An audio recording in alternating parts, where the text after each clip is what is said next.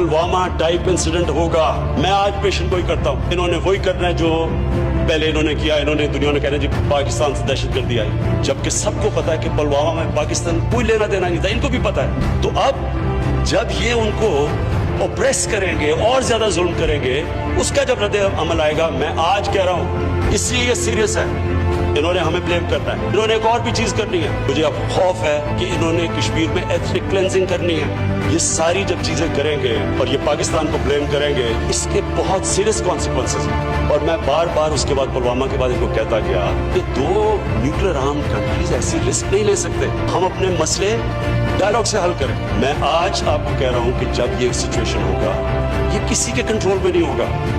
इनकी जो माइंडसेट है, और मुझे इनके अंदर एक तकब्बुर नजर आता है जो हर रेसिस्ट में नजर आता है। ये सुपीरियरिटी में बिलीव करता है, रेशियल सुपीरियरिटी में। इस तकब्बुर के अंदर ये कर सकते हैं। इन्होंने फिर आजाद कश्मीर में कुछ करना है, रद्द अमल आएगा।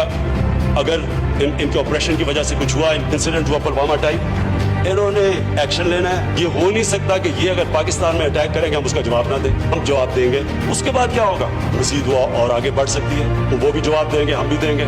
उसके बाद क्या हो सकता है? कन्वेंशन वॉर हो सकती है। कन्वेंशनल वॉर अगर हो गई, फिर क्या होगा? दो नतीजे हो सकते हैं। वॉर हमारे खिलाफ भी जा सकती है, हमारे लिए भी जा सकती है। अगर हमारे खिलाफ वॉर जाती है तो फिर हम क्या करेंगे? फिर स्पीकर साहब इसी हॉल में मैंने कहा था हमारे पास दो रास्ते हो जाएंगे, एक बहादुर शाह जफर और दूसरा टीपू सुल्तान का रास्ता। एक रास्ता वो कि हाथ खड़े करके हम हार मानने की करेंगे, दूसरा रास्ता टीपू सुल्तान का कि आखिरी खून के कतरे तक हम मुकाबला करेंगे। मुसलमान ईमान वाला इंसान मौत से डरता नहीं है, सिर्फ अपने रब्बुल आलमीन को खुश करने के लिए वो इंसानियत का सोचता है, लेकिन वो खौफ के ऊपर फैसले नहीं करता। हम इसलिए कोशिश करते हैं अमन के लिए क्योंकि हमारे दीन इंसानियत डालता है, हमें फिक्र है इंसानों की। लेकिन मैं ये सवाल पूछता हूँ कि अगर हम आखिरी कतरे तक लड़ेंगे तो वो कौन सी जंग होगी? वो जंग होगी जो कोई नहीं जीत सकता, सब हार जाएंगे वो जंग, उसके इम्प्लीकेशन दुनिया में पड़ेंगे।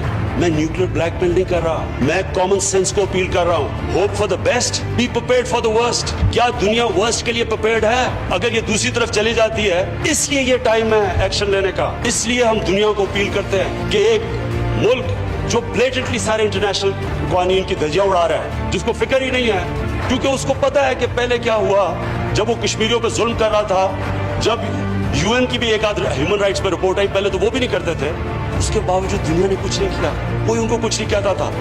उनको और हल्ला शेरी मिली कि अच्छा अगर दुनिया कुछ नहीं कहती आगे क्या, इसलिए उन्होंने ये एक्ट किया है। और अगर अब दुनिया नहीं कुछ करेगी, मैं आपको कह रहा हूं कि इसके सीरियस कॉन्सिक्वेंसेस है। ये और आगे जाएगी गेम, और ये उधर चली जाएगी जिधर सबको नुकसान होगा, जो कोई नहीं तसव्वुर करना चाहता। इसलिए ये है टाइम एक्ट करने का।